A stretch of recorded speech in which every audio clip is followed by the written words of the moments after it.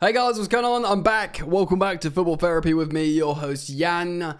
I do hope you're doing well, mate. As always, I really do hope that. And welcome back to Chelsea News, second video of the day, because I want to speak about this update regarding Noni Madueke to Arsenal from Miguel Delaney of The Independent and L'Equipe, La Publication Française, talking about Christopher Nkunku to Manchester United. So these are the two stories I want to discuss in today's video.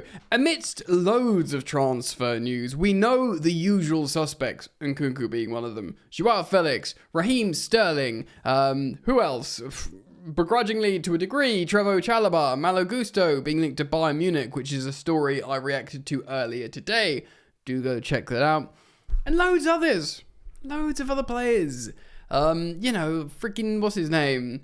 Renato Vega, old Renny Vega, looking like he could be sold because he won't be able to play centre-back at Chelsea. There's loads of players that I will almost certainly be missing out here. Chelsea themselves are looking to finalise the deal for Jamie Gittins. Chelsea are looking at potentially buying another striker / auxiliary forward, maybe a backup left-back / left-sided defender to hopefully alleviate Mark Cucurella of what is an incredible workload. As well as, if Benoit Badiashile goes, someone to rotate with Levi Colwill, a player that can play both left centre-back and left-back, who of course is being heavily linked to someone like Jarell Hatto, who can play both those positions. Indeed, ladies and gentlemen, we are being linked with all kinds of players, including a goalkeeper. So I also want to speak about the West Ham links a little bit as well. So welcome back. Thank you for joining me. Daily content here on Football Therapy. Jump on board. Choo-choo. I'm driving. I'm the train driver here for the content.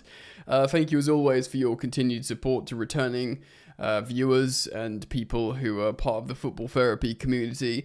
And if you're yet to, like and subscribe, why not, why not do it? All right then, so yeah, may as well quickly start with this. There is a Robert Sanchez links to, shock horror, West Ham. Yeah?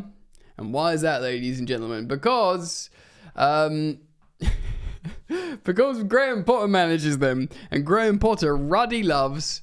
He really loves Sanchez. He does. We know Ben Roberts, the goalkeeping coach, who remains at Chelsea, which I regret to report because he seemingly the only thing he's offered to Chelsea so far is is basically a love affair with Rob Sanchez, who for me is a good goalkeeper. I'm gonna try not to be childish here and childish. He makes good saves. He's, for a very big goalkeeper, he can make agile saves, but he panics. His distribution is poor, and for a guy who's 27 odd years old, we know what he's about, and he's not for me. So the Times, obviously big old broadsheet publication over here in the United Kingdom, has suggested or reported that West Ham are considering a move for Rob Sanchez.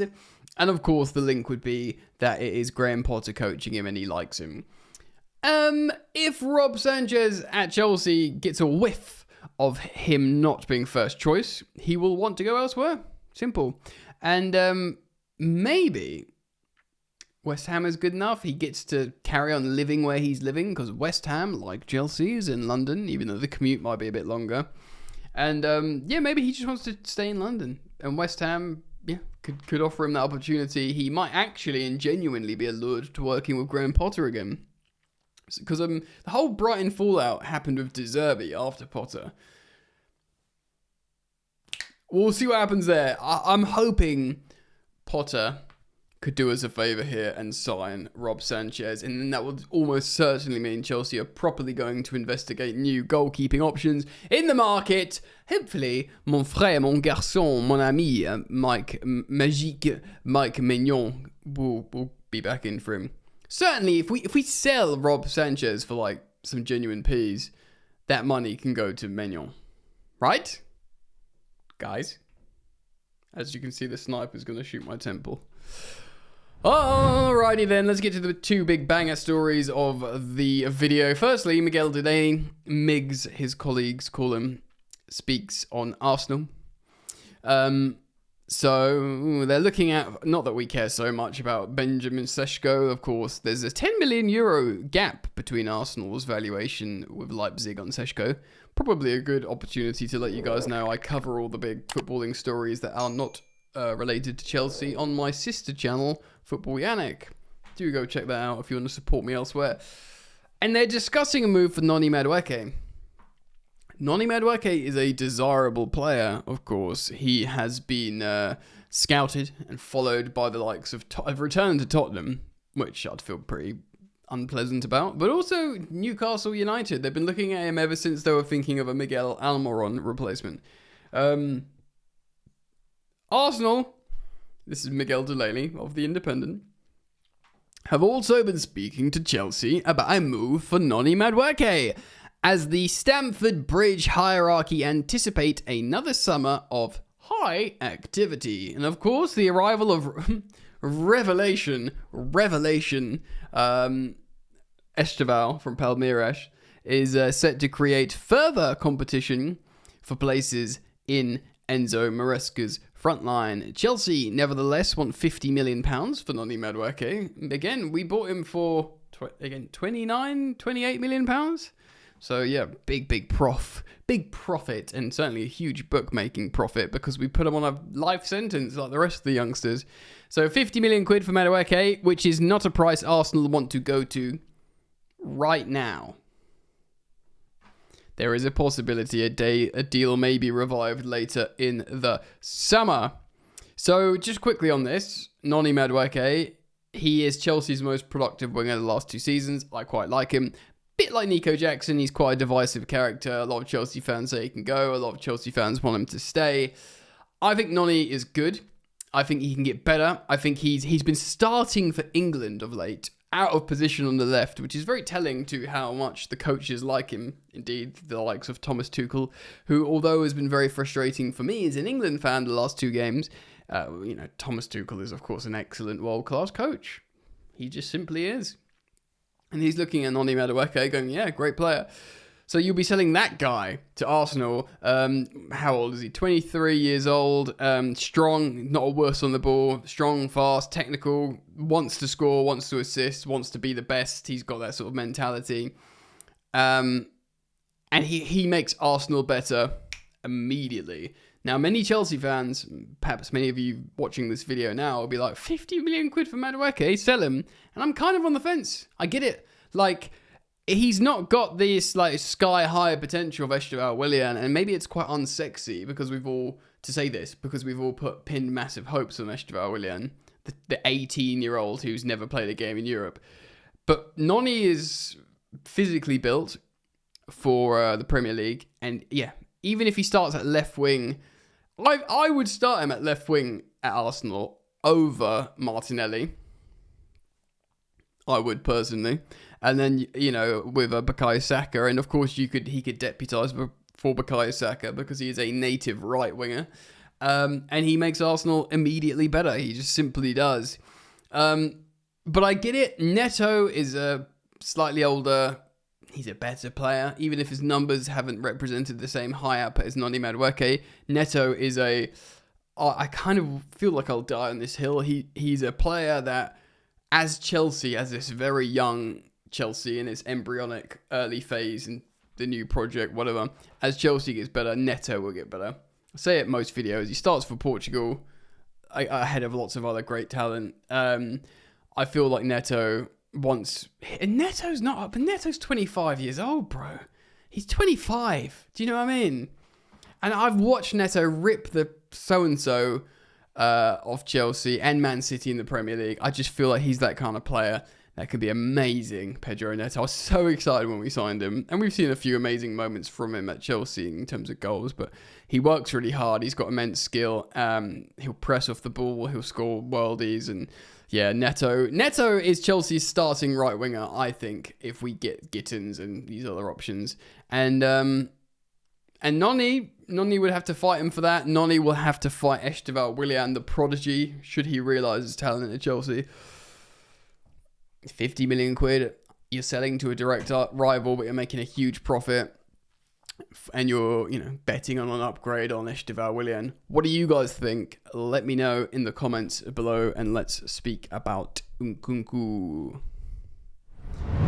Allez! This histoire comes from sur la publication L'Équipe. I'm not going to speak French because I'm tired. But yes, L'Équipe is saying Manchester United have made inquiries for Christopher Nkunku. Now, this is not news. Neither to a degree is Noni Madueke. These are all reiterations of stuff we've sort of heard murmurings of. But the fact that they're coming to the fore again would indicate there's been progression. And indeed, L'Équipe being a publication français, would tell you that people in and around Nkunku's camp has somehow, briefed this, leaked this. But I'm going to give you my thoughts on Nkunku to Manchester United after I read this article from L'Équipe. It is translated, so forgive any broken English. Still looking for attacking reinforcements, Manchester United have begun talks for international Christopher Nkunku, who is still under contract at Chelsea until 2029. So still another 4 years, lots of years, retaining value, one would think. At the time, when the presence, again, translated article, of Europe's biggest clubs at the Club World Cup should give them an edge in the transfer market. Manchester United is multiplying its offensive avenues. Basically, Man United are making lots of attacking signings.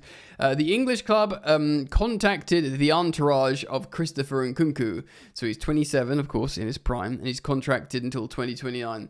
They contacted him in recent days to discuss the terms of a possible transfer without having, to date, made an offer to Chelsea. Now, of course, back in the day, this was tapping up, and that was against the rules. That has since been obliterated because Chelsea agreeing deals with Mike Maignan and Jamie Gittins, and it's being reported on, well-known publications like The Athletic before a deal has been struck. So, if this just happens, Chelsea are selling Nkunku. They will have no issue with him agreeing terms with potential suitors.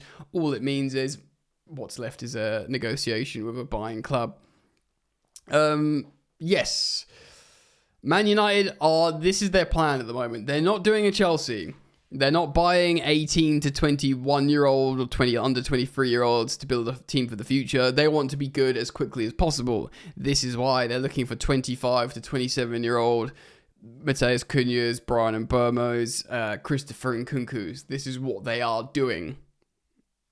And they have contacted him to speak about it. United are still keen to sign at least 2 attacking players, which of course include the like of Brian Mbeumo, and Nkunku, for his part, is reportedly keen to leave Chelsea this summer. You don't say!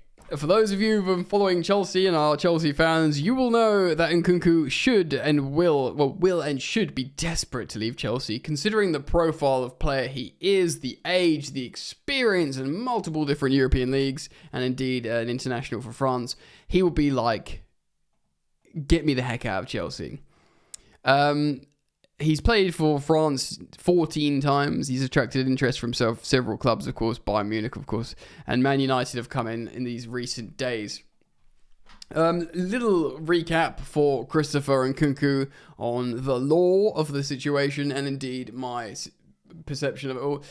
He joined Chelsea. I was very excited. He's an elite finisher. He's a very devastating, attacking, offensive player that can be hard to pick up if deployed appropriately. He joined Chelsea, had an amazing pre-season under Mauricio Pochettino over in America until he sustained an injury that would essentially rule him out for pretty much the first season of his Chelsea career. We were building the entire attack around Nkunku, and it looked like it was going to work with him linking up with Jackson and Mudryk, doing flicks and tricks and scoring goals, and Chelsea fans getting terribly excited. He sustains a season-ending injury, though thereabouts, but fortunately, we signed some kid called Cole Palmer, and everything was going to be all right. He starts at right wing, Cole Palmer, but he cuts inside, he inverts, until Pochettino realised, I'm going to play him on the inside and play Noni Madueke at the right wing. This is a bit of a misnomer to think he was just a right winger under Pochettino. Simply not true. His 4 goals under Pochettino came from the number 10, came from the inside position where Maresca plays him. But I digress. Yeah, Chelsea changed because Nkunku was like, oh, they're playing a more sort of playmaker number 10 in Cole Palmer, and oh my god, he's had a historic season. I'm screwed.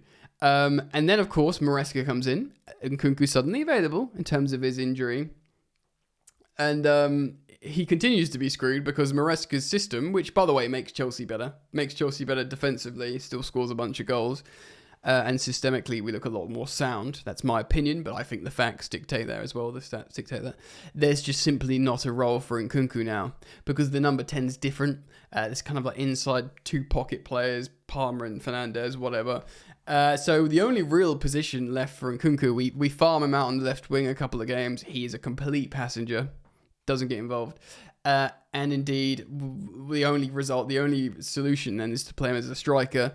And when we play him as a striker, he's often awful unless we're playing against some farmers in the Conference League. Let me be clear. I think Nkunku is an excellent footballer. I think he's an excellent attacker. And if you play him right in the Bundesliga, if he goes back to Bayern, he'll score loads of goals like he did at Leipzig. The transitional league suits him perfectly, especially if you deploy him in such a way where he can play as a sort of second striker, left inside forward. Which brings me to Manchester United. I do think he'd be a lot better at Manchester United playing in that inside left number 10 role because that is the space he wants to occupy. So similarly, in terms of, I think, because of course we're at the point now where, you know, I know Man United's been a Banzer club for a long time, but they're looking at players that will make them better under Amorim. Nkunku's that. Similarly, Noni Madueke makes Arsenal better. Christopher Nkunku makes Manchester United better.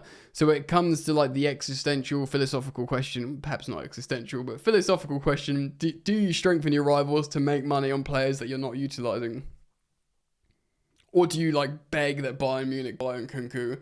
Do you hold out for freaking, I don't know, just another foreign club to buy Noni Madueke? Nah, he wants to stay in the Premier League. It's real tricky, but certainly very interesting. But out to you guys though, let me know your thoughts. Please do leave them in the comment section below this video. Thank you very much for joining me, for supporting the content as always. And if you made it to the end of this video, that may dictate you like my content. And if you like my content, check out the second channel, Football Yannick, where there's also daily content speaking about football but non-Chelsea stories. So check that out as well, Football Yannick on YouTube. Alright mate, take care of yourselves. Peace.